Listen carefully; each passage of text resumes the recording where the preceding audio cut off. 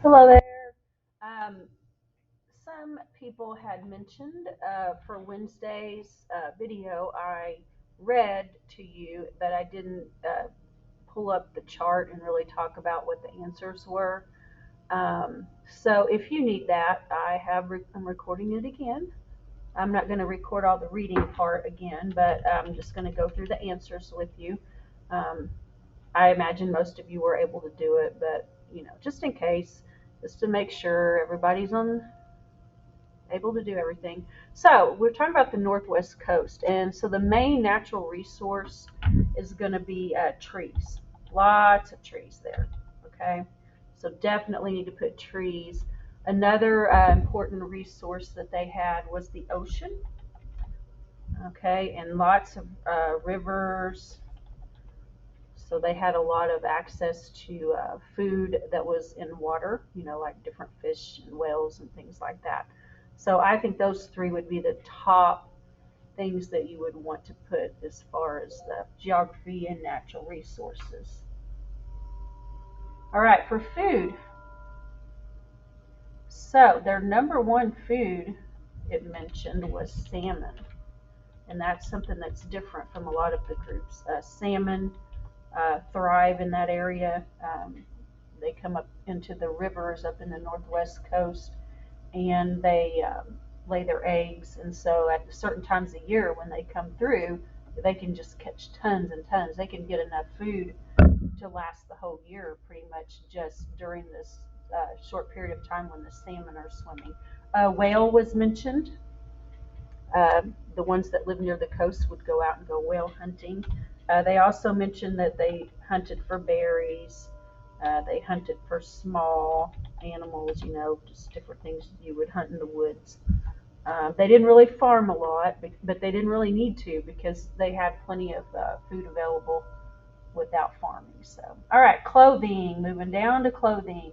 Um, Before the Europeans came, they actually were able to make clothing from tree bark. So that's kind of odd, but they would take the soft inner fibers of the cedar and they would work with it and soften it up somehow. And they could actually make clothing from it, believe it or not. And then later on, when the Europeans came, and they had access to cloth, so that was later on down the line. Um, okay, transportation. Of course, walking is going to be for all of them because all groups obviously can walk. Everybody can walk. Canoes was mentioned a lot since they have so much water, so many rivers, the ocean. Obviously, boats are going to be super important. All right, shelter. They also had long houses. They were wood plank, so they were like boards, like what we would think of as houses made with actual wood boards. So wood plank long houses where the families would live together. Um, so they had very sturdy homes. Culture and traditions. A couple of things that were mentioned were potlatches, where they would have a big party to celebrate any number of things, a wedding, a birth of a child, and they would, instead of you bringing a gift to the person that's having the party, like when somebody has a birthday, we take them a gift. But on a potlatch, the person having the party actually provides gifts to everyone they invite, and then they would give away a lot. And that was kind of a status symbol. The more you give away, the higher your status is. And so that's different from what we're probably used to. And also totem poles. These are the groups that had the totem poles that would would be used to maybe record a family history or tell a story, and that was a big part of the culture in this area.